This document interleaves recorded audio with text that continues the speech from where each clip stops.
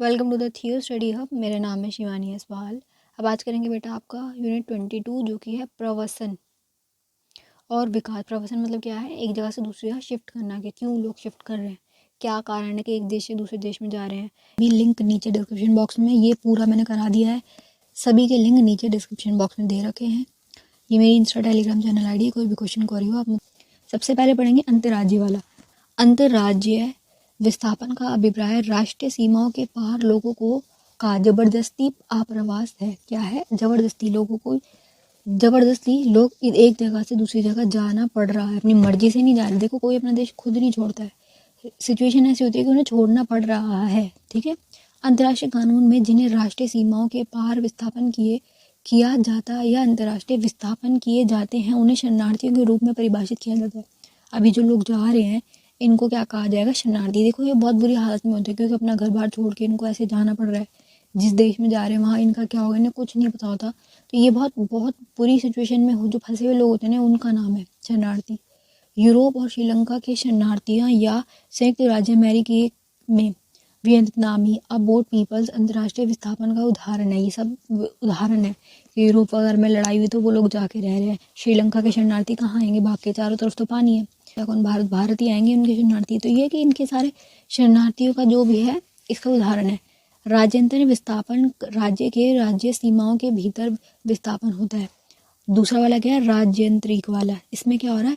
राज्य की जो आपका देश है उसकी सीमा के भीतर ही हो रहा है। जैसे मान लो हमारा भारत है, उसके अंदर जो हमारे 28 राज्य उसमें से आपस में ही एक दूसरे में लोग जा रहे हैं। दिल्ली वाले वहाँ जाके रह रहे हैं, वहाँ के लोग यहाँ रहे हैं, देश के अंदर। ये वाला क्या है? राज्यांतरिक। दोनों के नामों में डिफरेंस है, दोनों को ध्यान से समझो। एक देश से दूसरे देश में क्या है? अंतर्राज्य। और जो हमारे खुद के देश में ही हो रहा है वो क्या है? राज्यांतरिक। इसमें क्या है? राज्य की राष्ट्रीय सीमाओं के अंदर विस्थापन के परिणाम स्वरूप बाल के स्थापना को विस्थापन के व्यक्ति देखा जाते हैं। और इसके क्या रीज़न होते हैं? मेन कि आप शिफ्ट कर रहे हो अपनी नौकरी के लिए, अच्छी सुविधाओं के लिए, किसी जगह से एक दूसरी जगह जा रहे हो। तो ये इसमें बहुत बड़ा टॉपिक नहीं होता, बस ये शिफ्टिंग वाला वो है कॉन्सेप्ट कि वहाँ पे अगर कुछ समस्या चल रही है तो आप वहाँ से हट के दूसरी जगह जा रहे हो। बट ये जो वो है ना अंतर्राज्य वाला, जिसमें एक देश से छोड़ के अपना तुम्हें पूरा का पूरा देश घर बाहर छोड़ के जाना पड़ रहा है, वो बड़ा बड़ी बात है ना, क्योंकि तुम फिर शरणार्थी के उसमें होगे। क्योंकि देखो, अगर दिल्ली वाले लोग हैं मॉब में जाके रह रहे हैं तो शरणार्थी थोड़ी हो, तो देश के कहलाएंगे। वो वहाँ जाके आराम से रह सकते, उन्हें कोई कुछ कहेगा नहीं, वो आराम से रह सकते हैं। लेकिन मान लो श्रीलंका के लोग हैं, वो यहाँ आके रह रहे हैं, तो उनके लिए तो कितनी दिक्कत होगी ना, क्योंकि उनके पास पासपोर्ट नहीं, फिर उनके पास कितनी सारी चीज़ें आ जाती है। उनको एक शक की नज़र से देखा जाएगा कि कहीं ये आतंकवादी तो नहीं है, कहीं ये कुछ गलत तो नहीं करेंगे। तो ये कि शरणार्थियों को बड़ी दिक्कत होती है। दोनों में बहुत बड़ा अंतर है, दो अंतर समझते हुए चलना है आपको। प्रत्येक भाषा में शरणार्थी कोई भी वह व्यक्ति है जिसमें अपना घर या स्थायी निवास स्थान छोड़ करने का विवश किया गया हो। शरणार्थी को ना तो जिसे विवश किया गया हो जबरदस्ती। ठीक है। राज्यों के अंदर जो विस्थापन हो उसको हम जबरदस्ती थोड़ी कर रहे हैं। जितने भी लोग बाहर से यहाँ पे आते हैं काम करने, फैक्ट्री वगैरह में, दिल्ली में मजदूरी के लिए आते हैं, तो उन्हें हम बुला थोड़ी दें, हम तो खुद अपनी मर्जी से आ रहे हैं। तो राज्य वाले में क्या है? कोई ज़बरदस्ती नहीं है। लेकिन शरणार्थियों को विवश होना पड़ रहा है क्योंकि उनके वहाँ देखो युद्ध चल रहा है, तो वो क्या करें? मान लो भूखमरी फैल गई या कोई भी परिस्थिति की वजह से वो विवश हो गए, ज़बरदस्ती उन्हें अपना देश छोड़ के आना पड़ रहा है, उसे क्या कहा जाएगा? शरणार्थी। इसका सबसे अच्छा उदाहरण है भारत में जो दलाई लामा आए हुए हैं, वो कहाँ से आए थे? भूटान वाले एरिया से। क्यों? क्योंकि चीन उस पर कब्जा कर रहा था। ये फंसे हुए थे तो इनको पता था कि हम पे कब्जा हो जाएगा, हमें मार दिया जाएगा, तो वो भाग कर यहाँ शरण लेने आ गए भारत के अंदर। ठीक है। और हमने उन्हें शरण दी थी, तो क्या के शरणार्थी अपनी मर्जी से नहीं आए, ना हमने उनको बुलाया, वो विवश होकर आए हैं। विवशतापूर्ण उनको आना पड़ा कि अगर वो वहाँ रहते तो उनको मार देते, बचना मुश्किल था ना, तो अपनी जान बचाने के लिए भागकर जो आ रहे हैं वो कहलाएंगे शरणार्थी। तो ये क्या है? उखेड़ा या बेघर किया गया, जिनको हटा दिया गया, बेघर कर दिया गया, मारने की मतलब जिनके ऊपर बहुत बुरी सिचुएशन चल रही है उनको कहा जाएगा। उन पर लाखों लोगों में आम तौर पर असहनशील उत्पीड़न, राजनीतिक हिंसा, संघर्ष या मानव अधिकारों का उल्लंघन से बचने के लिए प्रयास करते हैं। मतलब इनके साथ इतनी सारी गलत चीज़ें हो रही है तो ये अपने आप को बचाने के लिए प्रयास करते हैं, शरणार्थी बन जाते हैं, शरण ले लेते हैं कि हमें अपने देश में आप रख लो। उन घटनाओं का शिकार होता है जिसमें वह कम से कम एक व्यक्ति के रूप में उत्तरदायित्व नहीं है। 20वीं शताब्दी तक लोगों की सुरक्षा के लिए कोई संवेदनशील मामला विद्यमान नहीं था। अधिकांश राज्य जिनके और शरणार्थी जाते थे वे उनके लिए प्रवेश बंद कर देते थे। देखो, पहले के टाइम पे क्या था, 20वीं शताब्दी तक की बात चल रही है कि अगर कोई शरणार्थी जा रहा है तो उनके लिए गेट बंद कर दिए जाएंगे। कोई अपने देश में शरणार्थियों को रखना नहीं चाहता। क्यों? क्योंकि देखो खतरा कितना ज़्यादा बन जाता है ना, कि उन लोगों को रखेंगे कहाँ। वो लोग अगर यहाँ पे आ जाते हैं, हमारे यहाँ पे आके आके अपनी हक मांगेंगे, ज़मीन मांगेंगे, यहाँ पे सिचुएशन ख़राब करेंगे। हम अपने देश में खुशहाल रह रहे हैं। एग्जाम्पल मान लो तुम अपने घर में हो, बाहर किसी की कोई दिक्कत हो गई तो तुम अपने घर में किसी को बुला के रखना पसंद नहीं करोगे, क्योंकि तुम्हारे घर की प्राइवेसी ख़राब होगी, सुरक्षा का खतरा बन जाएगा, है ना। तो वही बात है कि हमारा जो देश है वो हमारा पूरा घर है। किसी और को हम बाहर के लोगों को कैसे रख लें, खतरा वाला होता है ना बहुत ज़्यादा। तो ये कि प्रवेश इन्होंने बंद कर रखे थे, लेकिन फिर क्या है, धीरे धीरे लोगों में थोड़ी सी अच्छी भावना आई और थोड़े इनके अधिकारों को देखा गया कि भाई इनका भी तो अधिकार है, इनका क्या। तो इनके अधिकारों में ये है कि शरणार्थियों को जगह दी जाएगी। वो भी इंसान है, इंसानियत के नाते उनको जगह दे दो रहने की, थोड़ी सी जगह दे दो। वो कुछ ये नहीं मांग रहे कि पूरा उनको एरिया चाहिए, बस उनकी हेल्प के लिए दिया जाए। और ये वाली बात अच्छी है कि भारत में जब जब कोई आया है ना, भारत ने हमेशा शरणार्थियों को जगह दी है। कभी ऐसा नहीं हो कि नहीं दी। और फ्रांस वगैरह वाला ये ले लो, हमेशा गेट खोले गए हैं और शरण दी गई है। इस अनुभव से शरणार्थियों की अवधारणा में अंतर्राष्ट्रीय कानून की स्थापना मिली। अब अंतर्राष्ट्रीय रूप से कानून बनाए गए। शरणार्थी अनिश्चित कानूनी हैसियत ने उन राज्य समस्याओं बना दिया। उनकी शारीरिक और आर्थिक दशाओं ने मानवीय चिंता का कारण बना। मानवीय चिंता क्या है कि उनकी जो सिचुएशन खराब है, जो खुद ही इंसानियत के नाते उनके लिए चिंता का कारण बना। प्रथम विश्व युद्ध के अंत तक शरणार्थियों की सहायता एवं सुरक्षा के लिए कोई समन्वय प्रयास नहीं किया गया था। फर्स्ट वर्ल्ड वॉर तक कोई इनके बारे में ध्यान दे ही नहीं रहा था कि शरणार्थी भी कोई लोग होते हैं और इनकी भी हेल्प की ज़रूरत है, हमें इनकी हेल्प करनी चाहिए।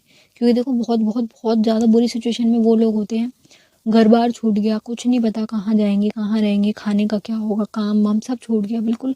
बहुत बहुत बुरी सिचुएशन में जो लोग आते हैं वो हैं शरणार्थी। तो इनको हेल्प करी जानी चाहिए। मैं भी इस बात के पक्ष में हूँ कि इनकी मदद की जाए। सुरक्षा का पूरा वो देख लो आप कि कहीं कोई आतंकवादी तो नहीं, कोई गलत तो नहीं है।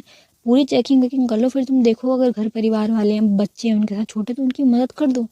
दान धर्म कर, मतलब दान वाली फीलिंग से कर दो कि हम मदद कर रहे हैं, दान दे रहे हैं, उस आधार पर कर दो, बस कर दो मदद इनकी, है ना।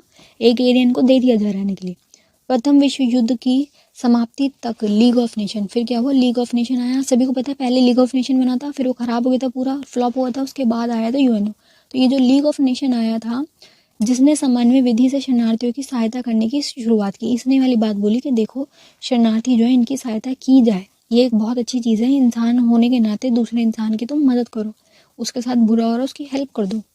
शरणार्थी सुरक्षा में अंतर्राष्ट्रीय समस्या के रूप में समझने जाने लगा कि अब जो ये है शरणार्थी वाले, इनकी भी तो सुरक्षा है, तो इसको अब इंटरनेशनली एक समस्या के रूप में देखा जाने लगा, जिसमें अनुसार सहयोग दिया गया। इन्होंने क्या किया, इनके ऊपर बात करनी इनके लिए कि इनके भी अधिकार है, मानव अधिकार इन पे भी आएंगे। जो हमारे इंसानों के अधिकार होते हैं, मानव के अधिकार जो हम सारा पढ़ चुके हैं, वो इनके ऊपर भी तो आएंगे। ये भी तो मानव है, तो इनके भी अधिकार है, बेसिक तो इनको भी देंगे जिस भी देश में जाके शरण मांग रहे हैं। तो ये क्या, देशीय विस्थापन के कारण, आप ये देशीय का बता रहे हैं। ये तो पढ़ लिया हमने कि एक देश से दूसरे देश में क्यों हो रहा है, अब हमारे खुद के देश के अंदर क्यों हो रहा है वो देखेंगे। अब इसमें क्या है, ये वह कारक है जिसमें शरणार्थी होते हैं, वह विस्थापित देश के अंदर ही होता है। क्या है, देश के अंदर ही जो विस्थापन चल रहा है, विस्थापन देश के अंदर ही होता है, एक सामान्य होता है। जैसे मनुष्य मानव अधिकारों के उल्लंघन, भय, उत्पीड़न और मानवीय तत्कालीन दमनकारी शासन, संजातीय, बाहरी अस्थिरीकरण, अभियान व हस्तक्षेप से भी अंदर देश में विस्थापन के कारण है। ये सारे कारण बता रहे कि कोई संघर्ष चल रहा है किसी टॉपिक पे, एक राज्य वालों को लग रहा है कि यहाँ पे बहुत दिक्कत चल रही है, कुछ समय के लिए दूसरे स्टेट में जाके रह लो, ठीक है। तो ये सारी प्रॉब्लम बता रही है। मानव अधिकारों के उल्लंघन कई कारणों से हो सकते हैं। उदाहरण के लिए राज्य द्वारा किसी खास जनजाति समूह का उत्पीड़न, अल्पसंख्यकों के साथ गलत हो रहा है तो फिर वो क्या करेंगे, विस्थापन कर लेंगे।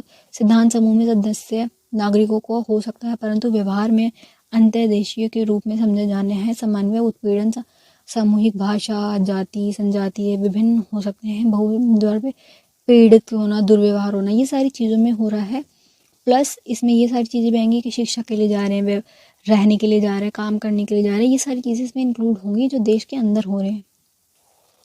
अब क्या है, विस्थापन के परिणाम। अब देखेंगे परिणाम कि जो विस्थापन हो रहा है, चाहे ये देश के बाहर वाला है, ठीक है, अंतर्राज्य वाला है या राष्ट्रीय वाला है, जिसमें अपने ही देश के अंदर हो रहा है, दोनों में से क्या परिणाम निकल के आ रहे हैं। तो यह है कि लंबे समय के बाद वापसी पर वापस आने वाले परंपरागत संरचना में जैसे परिवार, समुदाय, शक्ति संरचना में अंदर ही भंग हो जाती है। देखो बहुत लंबे समय बाद अगर वापस आप लौट रहे हो तो वो जो पूरी सामाजिक व्यवस्था वो तो खराब हो ही जाएगी। युद्ध में हताहतों के कारण ऐसी परिवारों की संख्या में वृद्धि हो रही है। युद्ध के कारण ये सारी सिचुएशन हो रही है, जो पूरे परिवार के परिवार खराब हो रहे हैं, युद्ध के कारण नहीं हो रहे हैं।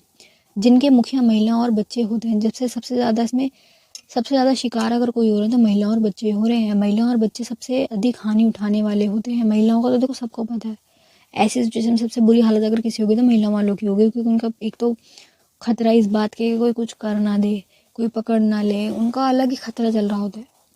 ठीक है, बच्चों का भी है, अनसेफ तो बच्चे भी हैं। महिला और बच्चों को सबसे ज़्यादा क्योंकि संघर्ष की स्थिति में अपने जीवन साथी पिता को खो देते हैं। लड़ाई वगैरह में हो रहा है तो क्या करें, जो भी आपके घर के बड़े बुजुर्ग हैं अगर वो हट गए तो फिर बीवी बच्चों का क्या होगा, वो कैसे निपटेंगे। अगर किसी मेन को हो गया कुछ, पिता वगैरह को, साथी वगैरह कुछ हो गया तो फिर वो अकेले हो पड़ गए, फिर उनका तो बहुत ही ज़्यादा खतरा हो गया ना। क्या ही होगा, लोग गंदे से गंदे, सबको पता है इस बारे में कि लोग कितने गंदे होते हैं। ऐसी सिचुएशन में भी कैसी नज़र से क्या देखते हैं लोगों को और क्या करते हैं, सबको पता है इस बारे में।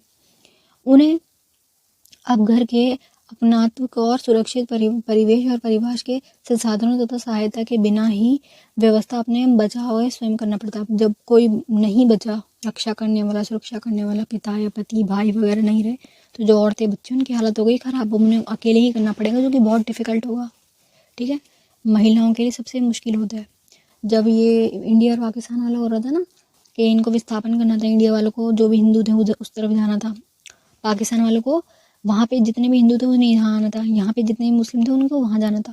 तो उस वक्त लोगों की इतनी ज़्यादा सिचुएशन ख़राब थी, उन्हें यह था कि हम कैसे अब विस्थापन करें। लोगों ने अपने खुद की घर की बेटियों को, लड़कियों को जहर दे दिया था, क्योंकि उन्हें पता था कि रास्ते में इनको लेके जाएंगे, इनकी इज्जत बचेगी नहीं, लोग पकड़ लेंगे इनको, छोड़ेंगे ही नहीं। तो ऐसे कुछ गलत हो, इससे अच्छा ये है कि इनको यहीं मार दिया जाए। लोगों ने सच में ऐसा किया था। इतनी ज़्यादा बुरी हालत चल रही थी उस वक्त कि लड़कियों के ऊपर तो उनको बाहर निकालना और लेके जाना ही इम्पॉसिबल वाली सिचुएशन थी कि लेके कैसे जाए, बीच रास्ते में कोई पकड़ लेगा। तो बहुत लड़कियों का तो हमेशा ही वो होता है, ये वाली बात सबको पता है। तो ये कि महिला मुखिया परिवार की आय भी सीमित होती है, इसलिए भोजन तथा स्वास्थ्य सुविधाओं के अभाव, कुपोषित बीमारियां होते हैं, ये सारी प्रॉब्लम्स बेसिक बता रहे हैं। वे अपनी मातृभाषा में नहीं होती, शिक्षा संजित परंपराओं में रह जाता है, विघटनकारी सामाजिक परिवेश बना देते हैं। सारी चीज़ें बेसिक बता दी। अभी क्या उपयोग में अलावा महिला और बालिका शिशु के को काम वासना वही बोल रहे हैं, जो गलत नज़रों से लोग देख रहे हैं, गलत कर रहे हैं, उसका शिकार होना उनको पड़ जाता है। लोग ऐसी सिचुएशन में भी ये नहीं देखते हैं कि वो भी इंसान है, तुम्हारी बेटी ने किसी और की तो बेटी है, बट नहीं, उस सिचुएशन में भी इनको यही वाली चीज़ करनी है। मतलब लड़की को सिर्फ और सिर्फ एक ऑब्जेक्ट की तरह देख रहे हैं, और ऐसी सिचुएशन में भी मदद करने की जगह ये किया जा रहा है, हैवानियत दिखाई जा रही है। तो ये कि इन सब चीज़ों का उनको शिकार होना पड़ जाता है। वही सारी चीज़ें लिख रखी है कि इनके साथ विस्थापन के दौरान महिलाओं के साथ के विरुद्ध शक्तियाँ, उत्पीड़न, बलात्कार, अपहरण, किडनैप कर लिया, संघर्ष वगैरह, इस सारी चीज़ों का इनको सामना करना पड़ता है। चलिए बेटा, बस चैप्टर में यही है कि विस्थापन क्या होता है, क्या कारण है, परिणाम क्या आते हैं, देश के अंदर जो विस्थापन हो रहा है वो क्यों होता है, एक देश से दूसरे देश में क्यों होता है, और उसको कैसे कम किया जा सकता है कि इतना विस्थापन ना हो, युद्ध वगैरह ना हो। यूएनओ कर सकता है कि शांति बनी रहे, क्योंकि ये जो है विस्थापन, इसका मेन कारण क्या है, युद्ध ही तो हो रहा है कि एक देश में युद्ध हो रहा है तो फिर वो लोग छोड़ के जा रहे हैं। तो युद्ध ना हो, युद्ध टाला जाए ज़्यादा से ज़्यादा, और जहाँ भी हो रहा है तो उनके जो शरणार्थी, इनको जगह दी जाए, इनके अधिकारों को पालन किया जाए, इनके भी अधिकारों को माना जाए। ये सारी बातों पे यूएनओ और लीग ऑफ नेशन बात करेगा। बस बेसिक यही है, इससे ज़्यादा कुछ नहीं है। बाकी आप चैप्टर बहुत बड़ा, उसमें आप रीड कर सकते हैं। मेन कॉन्सेप्ट मैंने आपको समझा दिया, इतना इनफ बता दिया कि आपके क्वेश्चन पेपर में अगर ये आता है तो आप बना के इसको आराम से लिख देंगे। वैसे भी 2 शीट का तो आपका वो है, एक answer to the point answer लिखना, उतना मैंने बता दिया, आपका पूरा आंसर एक तैयार हो जाएगा।